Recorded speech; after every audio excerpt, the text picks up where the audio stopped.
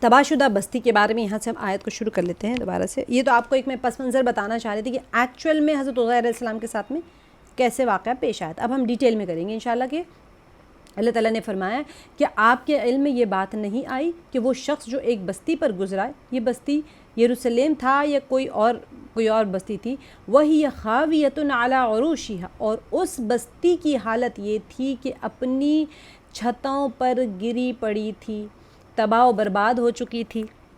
نہ کوئی دیوار سالم تھی اور نہ ہی کسی مکان کی چھت باقی تھی. ہم کہتے ہیں چھتوں کے بل اوندھے پڑ جانا، تو کچھ بھی باقی نہیں رہی، تو ہم ایسے ہی بولیں گے اوندھے ہو جانا مطلب کیا، کوئی چیز نہیں بچی اب. تو وہاں پر بلکہ پوری بستی ایک ملبے کا ڈھیر بن چکی تھی، وہاں پر کوئی زندہ سلامت آدمی موجود ہی نہیں تھا. جب ظالم بادشاہ جب کسی کے اوپر مسلط ہو جاتے ہیں اور جب برباد کرتے ہیں تو پھر کچھ بھی نہیں چھوڑتے وہاں پر. اب یہاں پر ایک عام خیال تھا، عام خیال میں یہ ہے کہ بستی بخت نصر بادشاہ نے تباہ کر دی تھی، مگر کہتے ہیں کہ یہ کسی حادثے کا نتیجہ بھی ہو سکتا ہے. ممکن ہے کہ اللہ کا کوئی عذاب آیا اور سب کے سب وہاں پر ختم ہو گئے. بعض روایت میں ہے کہ وہ بخت نصر نے وہ ساری بستی کو تباہ کر دیا تھا. جیسے کہ جاپان میں زلزلہ آیا تھا، ہزاروں میل زمین میں لمبے لمبے وہاں پر شگاف پڑ گئے تھے. آپ دیکھتے ہیں زلزلہ کہیں آتا ہے، انڈیا میں بھی آیا تھا نا لاتور میں، اور پھر آتے ہی رہتے ہیں. ابھی بھی دلی میں پورا نارتھ ہل رہا ہے، ابھی تو افغانستان میں بھی زلزلہ آ گیا، پھر تھوڑے دن بعد میں پھر سب ٹھیک ہو جاتا ہے. تو یہاں پر دیکھیے کل ہم انشاءاللہ یہ گرامر کریں گے کہ میں سارا آپ کو کل لفظی ترجمہ، با محاورہ ترجمہ، آیت کا اور سارا کچھ انشاءاللہ آپ کو کل کروا دوں گی پورا ڈیٹیل میں. آج ہم صرف تفسیر کریں گے. خاویتن کا میں آپ کو جس سے کل بتاؤں گی کہ ہاں گری پڑی تھی، وَكَالَّذِي مَرَّ عَلَىٰ قَرْيَةٍ وَهِيَ خَاوِيَةٌ عَلَىٰ عُرُوشِهَا سے کیا مراد ہے کل بتاؤں گی میں آپ کو انشاءاللہ.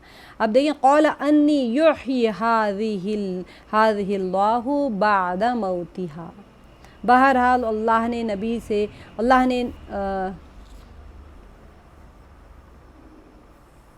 اللہ کے نبی نے بستی کی یہ بربادی کو دیکھ کر تعجب کے ساتھ کہا قَالَ أَنِّي يُحْيِي هَٰذِهِ اللَّهُ. اس قدر تباہی کے بعد میں اللہ تعالیٰ اس بستی کو کیسے زندہ کریں گے؟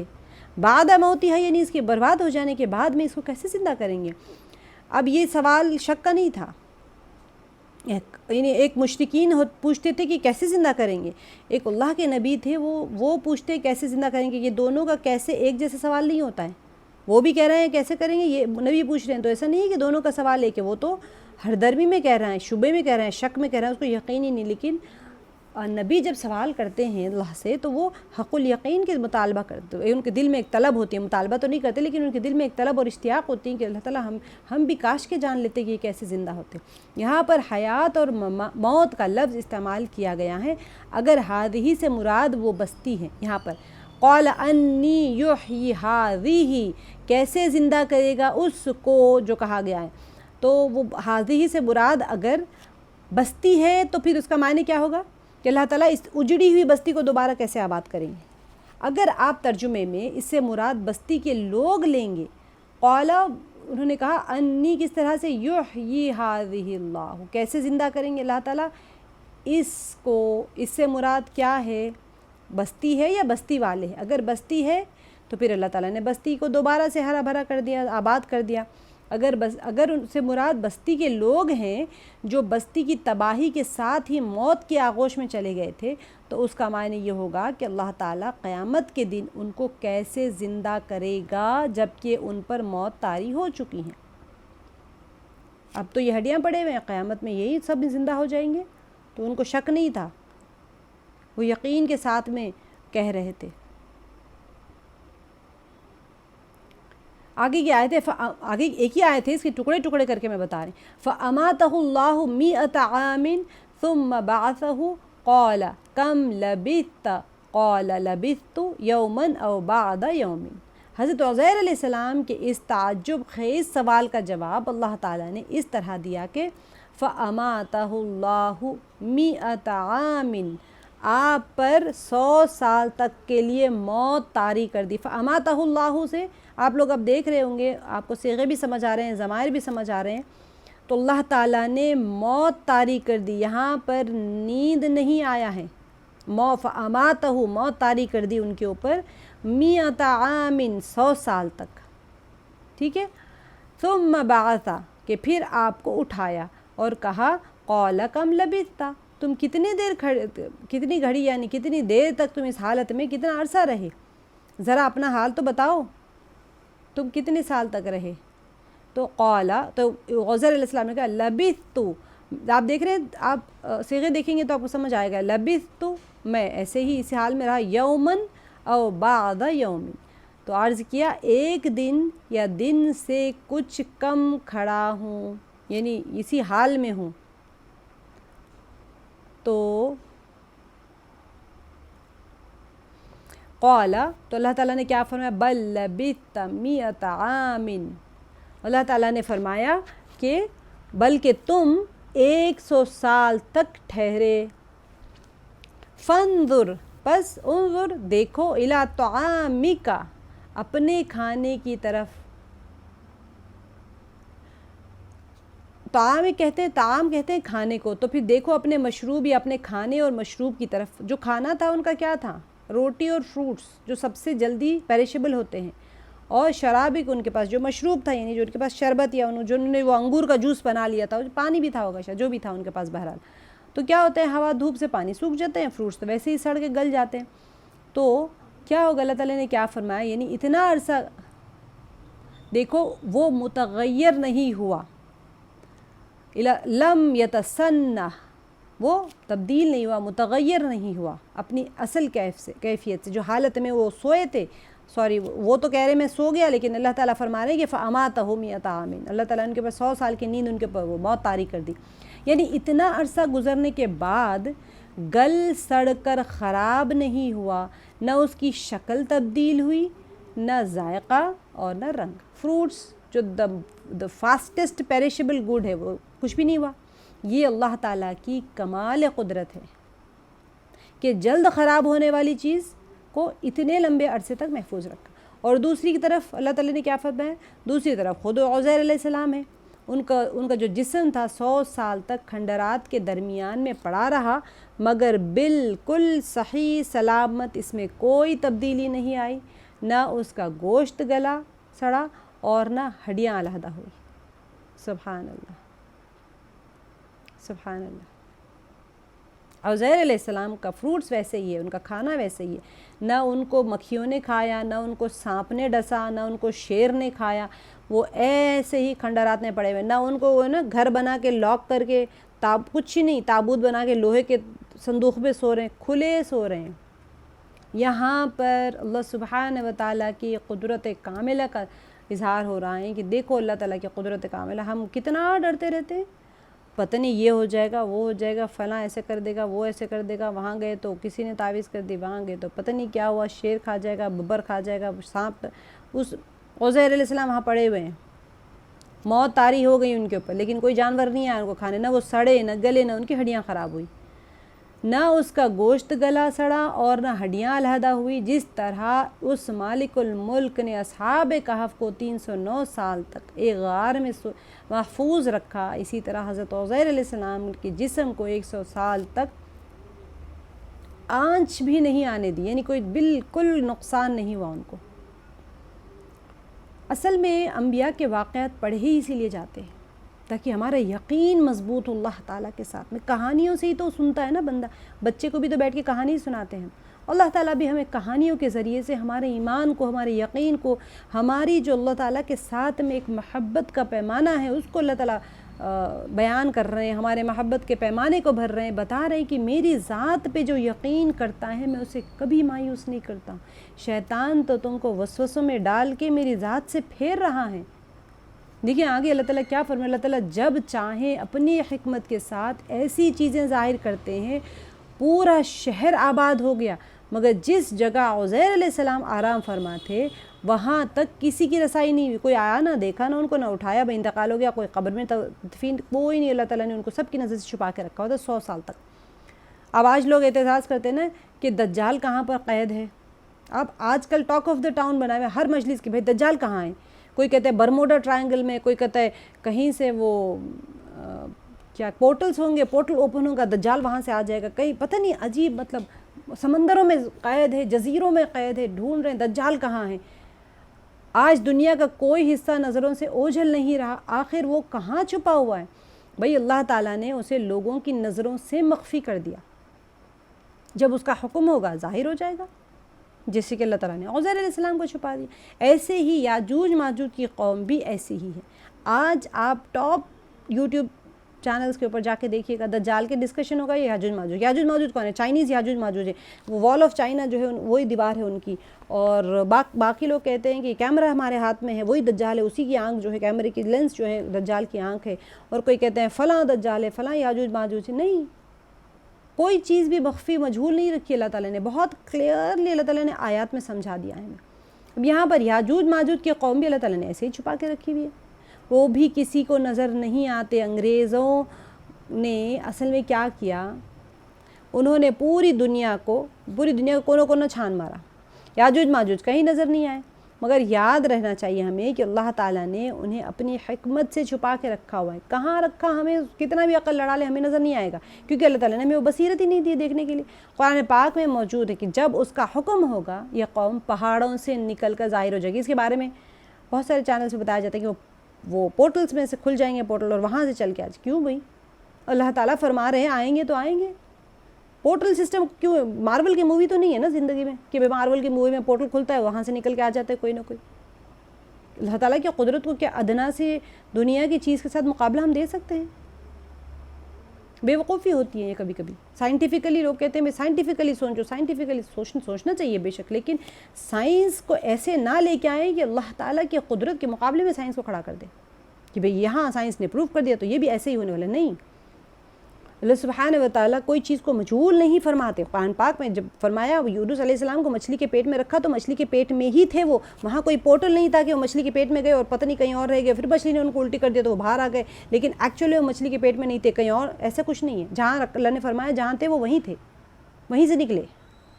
تو ہم وہاں جا کے ٹیکنالوجی کو استعمال کر کے ساری چیزوں کو فیبریکیٹ کر کے یہ بول رہے کہ بھی ایسے بھی ہو سکتا ہے ویسے بھی کچھ نہیں ہو سکتا۔ اللہ تعالیٰ کا قول مبارک ہے، اللہ تعالیٰ قدرت کاملہ کے مالک ہے، ہر چیز جو اللہ تعالیٰ فرماتے ہیں اس کو ویسے ہی من وعن ویسے ہی پیش آیا ہے، پیچھے زمانے میں آگے بھی ایسے ہی پیش آئے گا۔ آگے دیکھیں وہ گدھے کے ساتھ میں کیا واقعہ ہوا، تو وہ کیسے زندہ ہوا۔ حضرت عزیر علیہ السلام کے خود اپنے ساتھ اور کھانے کے ساتھ تو یہ معاملہ ہوا، ان کے ساتھ کیا ہوا تھا، وہ پڑھے ہوئے تھے، وہ جیسے کہ ویسے ہی اڑ گئے، نہ ان کی ہڈیاں سڑی، نہ جسم کو سڑا، نہ کچھ نہیں ہوا، نہ جانور کھائے، نہ پرندے کھائے، نہ سانپ نے ڈسا، نہ بچھو نے کاٹا، نہیں کچھ نہیں ہوا، جیسے تھے ویسے ہی اڑ گئے۔ کپڑے بھی خراب نہیں ہوئے، کپڑے تو پھٹ جاتے کم سے کم، کچھ نہیں ہوا، جیسے تھے۔ جسم اللہ نے سلامت رکھا، تاگوں ان کے جو لباس ہے اس کے دھاگے تک ویسے ہی تھے، سبحان اللہ۔ اچھا، جب یونس علیہ السلام کو اللہ تعالیٰ چاہتے تو سب مچھلی کے پیٹ میں ویسے ہی رکھتے جیسے وہ گئے، لیکن اللہ تعالیٰ نے ان کی چمڑی گل گئی تھی اور سارا کچھ ہوا۔ جب وہ وہاں پر ڈالے گئے تو اللہ تعالیٰ نے ان کے پروٹیکشن کے لیے، ان کی ضرورت کیا تھی اس وقت میں، ان کی چمڑی کو کچھ سافٹنس چاہیے تھا، تو اللہ تعالیٰ نے وہاں پر کدو کی بیل لگوا دی، اس کے اوپر مچھر نہیں آتے، کیڑے نہیں آتے، مکوڑے، اور وہ کدو کی جو بیل تھی وہ ان کی اسکن کے لیے سافٹ تھی، وہ جو کدو تھا ان کے جسم کے لیے اچھا تھا، ہرنی آ جاتی تھی ان کو دودھ پلا کے جاتی تھی۔ یہ اللہ تعالیٰ نے ان کے ساتھ معاملہ کیا۔ اللہ تعالیٰ چاہتے تو موت طاری کر دیتے یونس علیہ السلام کو مچھلی کے پیٹ میں، لیکن اللہ نے ان کو زندہ رکھا، ان کی تسبیح سمندروں میں گونجتی رہی۔ تو ہر نبی کے واقعے کے ساتھ اللہ سبحانہ و تعالیٰ ہمارے پر دہانے کھول رہے ہوتے ہیں، علوم کے، معرفت کے، صرف ہمیں سمجھنے کی ضرورت ہوتی ہے۔ تو عزیر علیہ السلام کے ساتھ، اب گدھے کے ساتھ میں کیا انجام ہوا تھا؟ گدھے کے ساتھ میں، اچھا سب سے پہلی بات یہ ہے کہ گدھا جب کہا گیا تو کوئی وہ بیکار سی سواری نہیں ہے، وہ ہم وہ تو نا لوگ یہاں پر اب آج کل کے زمانے میں مثال دینے کے لیے گدھا، تو ان کو ایسا نہ لگنا چاہیے کہ نبی اور گدھے کے اوپر کیوں گئے، بھی گھوڑے پہ جاتے، اونٹ پہ جاتے، ہاتھی پہ جاتے، نبی تھے وہ وقت کے، ایسے نہیں ہے۔ اس زمانے میں گدھا بھی ایک، آج ہم کہتے ہیں بہت اچھی سواری نہیں مانتے گدھے، کوئی گدھے پہ بیٹھ کے جاتا بھی نہیں، لیکن اس زمانے میں گدھے ہوتے تھے اور وہ سواری کے لیے استعمال ہوتے تھے، ٹھیک ہے۔ ابھی علیحدہ ایک سواری کے طور پہ ہوا کرتے تھے، بڑے خوبصورت اور طاقتور گدھے ہوتے تھے۔ خود نبی پاک صلی اللہ علیہ وسلم نے گدھے کی سواری کی ہے۔ آپ صلی اللہ علیہ وسلم بالکل تکلف نہیں فرماتے تھے، جو سواری میسر آتی تھی آپ اس کو استعمال کر لیتے تھے۔ جب آپ بنو قریظہ سے جنگ کے لیے تشریف لے جا رہے تھے صلی اللہ علیہ وسلم، تو آپ صلی اللہ علیہ وسلم کے پاس میں یہی سواری تھی، گدھے کے اوپر سوار ہو کے گئے تھے، اور اس پر پالان بھی نہیں تھا، جو ساڈل ہوتا ہے نا گھوڑے کے اوپر، ایسے ہی اس کے اوپر پالان ڈالتے ہیں، آپ نے اسی حالت میں اس پر سفر کیا صلی اللہ علیہ وسلم۔ آپ صلی اللہ علیہ وسلم نے اونٹ اور گھوڑے پر بھی سفر کیا ہے، اور اگر کوئی سواری نہیں ملی تو آپ صلی اللہ علیہ وسلم پیدل ہی تشریف لے گئے تھے۔ تو حضرت جابر رضی اللہ عنہ،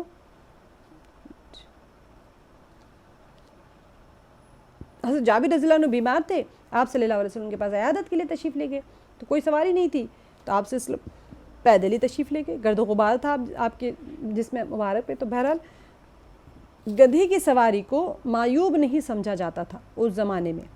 آج نہیں جا رہے تو کوئی بات نہیں، لیکن اب ہو سکتا ہے لامبورگینی یا مرسیڈیز بینز سب سے اچھی سواری ہے، ہو سکتا ہے بعد میں کوئی ایسی سواری آ جائے جب آپ کو مرسیڈیز بینز آٹو کی طرح لگنے لگے، اس سے بھی بہترین سواری آ جائے، یا پھر شاید لوگ ڈسکارڈ ہی کر دیں کار.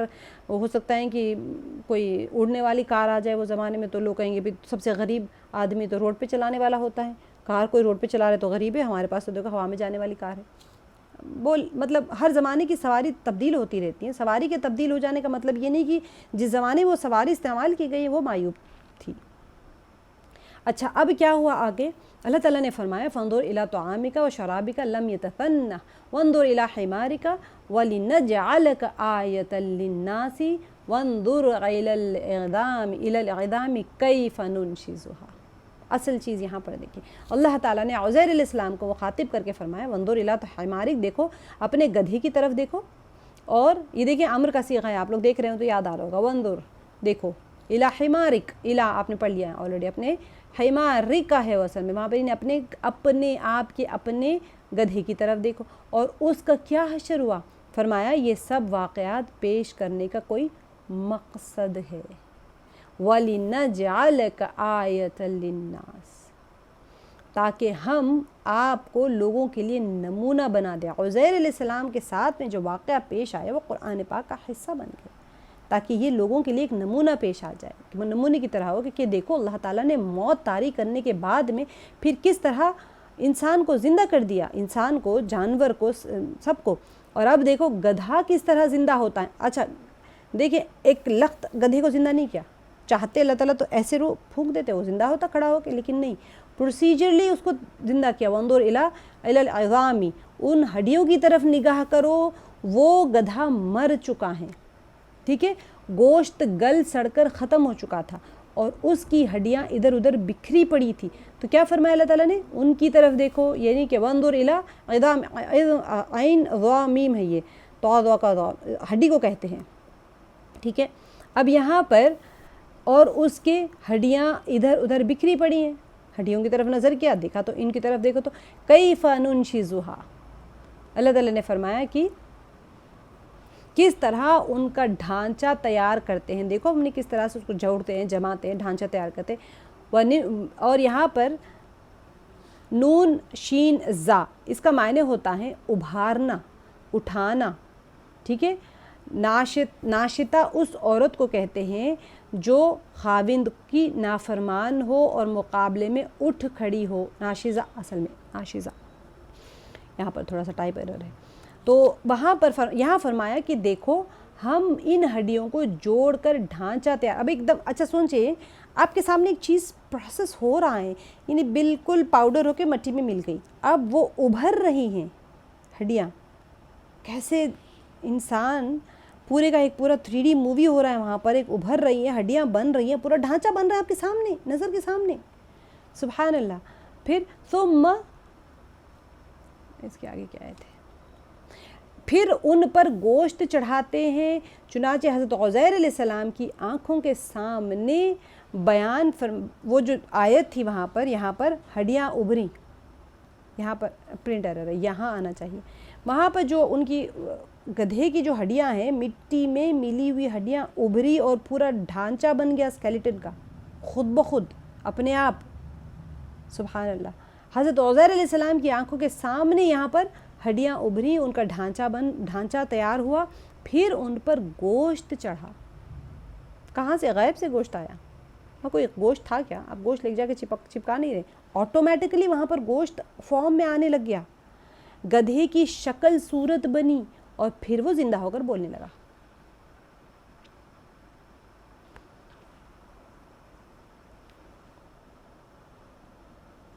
اس کا ایک امیج میں اصل میں اس کا امیج آپ لوگوں کو پیچھے کے اس میں رہ گیا شاید. یہ والا جو ہے نا، یہ امیج آپ لوگوں کو نظر آ رہا ہو، یہ ہڈیاں اس طرح ابھری، وہ آپ امیجن کر سکتے ہیں تو ضرور کریے گا. اگر آپ اپنے احساسات کو مرکوز کر کے اگر آپ کانسنٹریٹ کر کے امیجن کر سکتے ہیں تو مٹی میں سے پورے کا پورا جانور ابھر رہا ہے، اس کے اوپر دیکھیں خالی اسٹیجز میں مجھے بہت اچھا امیج ملی تو میں سوچتی سبحان اللہ کتنے لوگ اللہ کے قدرت کو ظاہر کرنے کے لیے کتنی محنت کریں. دیکھیں یہ ہڈیوں کا ڈھانچہ انہوں نے آدھے امیج میں رکھا، آدھے امیج میں انہوں نے گوشت چڑھا دیا. اس کا مطلب یہ نہیں کہ اتنی جگہ پہ گوشت چڑھا تھا، پورے جانور پہ گوشت چڑھا دیا. پھر یہ پورے کے پورے فارم میں آ گیا گدھا، اس کے بعد میں کھڑا ہو گیا. وہ اللہ تعالیٰ نے اس میں روح ڈال دی اور پھر وہ بولنے لگا سبحان اللہ. اس طرح سے کھڑا ہو گیا. بولنے مطلب آپ سے تم کیسے ہو یہ نہیں، وہ اپنی زبان میں ہنہنانے لگا جو بھی کرتے ہیں گدھے. تو بہرحال یہ جو ایک واقعہ پورے کا پورا ان کے آنکھوں کے سامنے پیش آ رہا ہے. تو ہر ذی جان کا جسم ہڈیوں پر قائم ہوتا ہے. حضور علیہ الصلوۃ والسلام نے فرمایا کہ جب انسان مر جاتا ہے تو اس کے جسم کی تمام کثافتیں گل سڑ جاتی ہیں، صرف دم کی بڑی کسی جو ہوتی ہے ہڈی جو ہوتی ہیں وہ نہ کسی صورت میں باقی رہتی ہے. اب جو ہماری ریڑھ کی ہڈی میں ایک چھوٹی سی ہوتی ہے کہتے ہیں اس کو جو دم کی ہڈی ہوتی ہیں وہ باقی رہتی ہیں، اسی سے سارے کا سارا ڈھانچہ بنے گا. اتنا پرفیکٹلی بنے گا کہ انگلی کے پوری بھی بن جائے گی، فنگر پرنٹس کے ساتھ انسان کھڑا ہو جائے گا. تو قیامت کے دن اسی ہڈی سے پورا ڈھانچہ اور پورا جسم اٹھایا جائے گا. اسی چیز کو اللہ تعالیٰ نے گدھے پر وارد کیا اور پھر حضرت عزیر علیہ السلام کی آنکھوں کے سامنے جیتے جاگتے گدھے کی صورت میں کھڑا کر دیا. اتنا بہترین واقعہ اللہ سبحانہ و تعالیٰ ایک ایک چیز کو کھول کھول کر بیان کر رہے ہیں. کیوں؟ تاکہ ہمارا یقین بن جائے، بڑھ جائے، مضبوط ہو جائے، مر کے اٹھائے جانے کا یقین آ جائے، تاکہ ہم اعمال کرنے کے اوپر کھڑے ہو جائیں. دیکھیے اب اس سے بہت سارے نکات ثابت ہوتے ہیں. عالم برزخ میں 5 منٹ اس کو اور کر لیتی ہوں، پھر انشاءاللہ باقی کا ہم کل کر لیں گے. اب دیکھیں عالم برزخ کا ہے، اس میں وارد ہونے والی موت کے اس 100 سالہ آپ کو پتہ ہے عالم برزخ کیا ہوتا ہے. انسان جب مر جاتا ہے تو وہ ایک دنیا میں آنے سے پہلے عالم ارواح میں رہتا ہے. اس کی روحیں، انسان کی روحیں جو ہے وہ عالم ارواح میں رہتی ہیں. اس کے بعد میں جب انسان فوت ہو جاتا ہے دنیا میں، عالم ارواح سے عالم دنیا میں آیا، عالم دنیا سے عالم برزخ میں جائے گا. ٹھیک ہے، تو عالم برزخ سے یہاں پر وہ جو 100 سالہ جو ان کا موت کا جو عرصہ تھا اس کو عالم برزخ سے تعبیر کیا جا سکتا ہے. یہاں پر جسے مفسرین نے فرمایا کہ جب کوئی انسان مر جاتا ہے تو اس کا تعلق اس دنیا سے کٹ جاتا ہے اور قیامت کے روز دوبارہ جی اٹھنے تک برزخی زندگی کہلاتی ہے. اب کہاں پر ہے مرنے کے بعد میں ساری ارواح اور جسم اس کو عذاب ہو رہا ہے تو کہاں ہو رہا ہے، ثواب مل رہا ہے تو کہاں مل رہا ہے، وہ برزخی زندگی ہے. ٹھیک ہے، اب اس عرصے میں انسان کو وقت کا احساس نہیں ہوتا کہ وہ کتنا عرصہ برزخ میں رہا ہے. جیسا کہ سورہ یاسین میں آتا ہے کہ جب لوگ قبروں سے اٹھیں گے تو کہیں گے من بعثنا من مرقدنا ھذا، ہمیں ہماری خواب گاہوں سے کس نے اٹھایا. ان کا ایسا ہی محسوس ہوگا، ان کا ایسا ہی محسوس ہوگا کہ جیسے کوئی شخص رات کو یا دن کے وقت میں کچھ دیر کے لیے سوتا ہے اور پھر اٹھ بیٹھتا ہے. تو یہی چیز حضرت عزیر علیہ السلام کے ساتھ میں پیش آئی کہ انہیں احساس ہی نہیں ہوا کہ وہ 100 سال تک سوتے رہے. وہ یہی سمجھ رہے تھے کہ دن کا کچھ حصہ سوئے. سبحان اللہ، اتنا بہترین واقعہ ہے، اتنا بہترین واقعہ ہے عزیر علیہ السلام کا کہ انسان کا ایک ایمان کا معیار اگر یہاں ہو نا 0 پہ ہو تو 100 پہ چلا جانا چاہیے. عالم برزخ میں وقت کا احساس تو نہیں ہوتا مگر راحت اور تکلیف کا احساس ضرور ہوتا ہے. یہ چیز بہت امپورٹنٹ پوائنٹ ہے کہ اب دیکھیں عالم برزخ جائے کوئی عالم دنیا میں آ کے بتاتا تو نہیں، ظاہر سی بات ہے. مفسرین کے قول ہے اور وہ ساری چیزیں احادیث مبارکہ سے اخذ کرتے ہیں، سارے واقعات جمع کر کے پھر وہ اس طرح کے اس پہ آتے ہیں. جیسا کہ احادیث میں آتا ہے کہ جب کسی شخص کو دفن کر دیا جاتا ہے تو پھر منکر نکیر اس سے سوال و جواب کرتے ہیں. اس ابتدائی امتحان میں اگر وہ شخص کامیاب ہوا ہے تو اس کو میٹھی نیند سلا دیا جاتا ہے اور اس کے لیے راحت کا سامان مہیا کر دیا جاتا ہے. برخلاف اس کے اگر وہ ناکام ہو گیا ہے، سوالات کا جواب نہیں دے سکا تو پھر قیامت تک کے لیے اسے تکلیف میں مبتلا کر دیا جاتا ہے. اس طرح سے اسے تکلیف کا احساس تو ہوتا ہے مگر وقت کا احساس نہیں ہوتا. یہ بہت امپورٹنٹ پوائنٹ ہے سمجھنے والا. تو برزخ کا عالم بھی تکلیف اور راحت کا احساس تو ہوگا لیکن ٹائم ڈیوریشن کا احساس ان کو نہیں ہوگا وہاں پر. اب دیکھیں اللہ سبحانہ آگے کا جو نقطہ ہے وہ جسم جو ہمارے ہوتے ہیں اجسام کی حفاظت کے بارے میں ہے کہ مرنے کے بعد میں ایک عام انسان کے جسم کی حفاظت کی کوئی گارنٹی نہیں ہوتی۔ قانون قدرت کے مطابق مردہ جسم گل سڑ کر ختم ہو جاتے ہیں، سب کو پتہ ہے، ڈیکمپوز ہو جاتے ہیں، سب کو پتہ ہے۔ تو یہ جو مرنے کے بعد ایک عام انسان کے جسم کی حفاظت ہے، اس کی کوئی گارنٹی نہیں ہوتی۔ قانون قدرت کے مطابق مردہ جسم گل سڑ کر ختم ہو جاتا ہے۔ قبروں کی کھدائی کے دوران بعض اوقات کبھی کوئی گلی سڑی چھوٹی موٹی ہڈیاں مل جاتی ہیں، اور بعض اوقات کیا ہوتا ہے وہ بھی نہیں ملتی، مٹی میں مٹی مل جاتے ہیں۔ بعض اوقات کیا ہوتا ہے ایک اللہ تعالیٰ کا اگر ایسے ہو جائے اتفاق کی بات ہوتی ہے، انبیاء علیہ السلام کے اجسام جو ہوتے ہیں قبر میں بھی محفوظ رہتے ہیں، شہداء کے اجسام محفوظ رہتے ہیں، اولیاء اللہ کے بہت مشاہدے ہوئے ہیں کہ جسم ایسے ہی نکلتا ہے بالکل نرم۔ تو اللہ تعالیٰ نے کیا فرمایا ہے کہ ان اللہ حرم علی الارض کیا ان تأکل اجساد الانبیاء، اللہ تعالیٰ نے زمین پر حرام کر دیا کہ وہ انبیاء کے جسموں کو کھا سکیں۔ ہاں، شہداء کے متعلق مشاہدے سے معلوم ہو چکا ہے کہ بعض شہداء کے جسم بھی قبروں میں محفوظ رہتے ہیں۔ بخاری شریف میں روایت موجود ہے کہ بعض شہداء کو شہید ہوئے 45 سال گزرے ہوئے تھے، بارش اور سیلاب کے دوران کیا ہوا تھا کہ ان کے قبروں میں شگاف پڑ گئے، تو لوگوں نے دیکھا کہ ان کے جسم ویسے ہی محفوظ تھے جیسے وہ دفن کیے گئے تھے۔ تو ابھی اس سے کہ جسم کی حفاظت ہوتی ہے جن انبیاء کے خاص طور سے، کیونکہ وہ 100 سال تک موت آ گئی تھی ان کے اوپر لیکن ان کا جسم ختم نہیں ہوا، تو انبیاء کا جسم چاہے مٹی کے اوپر رہے چاہے مٹی کے اندر رہے، مٹی کا کام ہوتا ہے گلا سڑا دینا، اس کی صفت ہوتی ہے، تو وہ گلانے سڑانے والی صفت کے باوجود بھی انبیاء کے اجسام محفوظ رہتے، نہ ان کو ہوا ختم کر سکتی ہے، نہ ان کو مٹی ختم کر سکتی، نہ وہ زمین کے اوپر ختم ہو سکتے ہیں نہ زمین کے اندر۔ جتنے انبیاء کے ڈیڈ باڈیز جہاں جہاں ان کے قبور ہے وہ اپنے جسم میں باقاعدگی کے ساتھ ان کے جسم محفوظ ہے قبروں کے اندر۔ یہ ہمیں مطلب اس واقعے سے اچھا یقین کے بھی مدارج آپ سیکھ لیں گے۔ فلما تبین له قال اعلم ان اللہ علی کل شیء قدیر۔ دیکھیں فلما تبین له، جب یہ تمام چیزیں حضرت عزیر علیہ السلام پر واضح ہو گئیں تو پھر کیا ہوا، ان کے سوال کا جواب مل گیا۔ انہوں نے کیا پوچھا تھا؟ انہوں نے حیرانگی کے انداز میں سوال کیا تھا کہ اللہ تعالیٰ اس اجڑی ہوئی بستی کو کیسے دوبارہ زندہ کریں گے؟ تو اللہ تعالیٰ نے انہیں ان کی آنکھوں سے دکھا دیا کہ اس نے نہ صرف پورے شہر کو آباد کر دیا بلکہ خود ان کو اور ان کے گدھے کو 100 سال کے بعد پھر زندہ کر دیا۔